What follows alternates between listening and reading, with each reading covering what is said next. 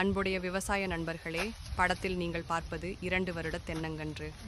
இதனை வேறு இடத்திற்கு கொண்டு போக இந்த ஊழியர்கள் கன்றை சுற்றியுள்ள வேரையும் மண்ணையும் உடைக்காமல் அகல வெட்டிய பின் தூர் பகுதிக்கும் பாதிப்பில்லா வகையில் சணல் சாக்கால் மூடிக்கட்டி பாதுகாக்கின்றனர்.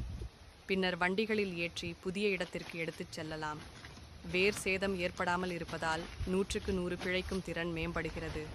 இந்த முறையினை விவசாயிகள் கடைபிடித்தால் 3 வருடங்களிலேயே தென்னை பலன் தரத் துவங்கிவிடும்.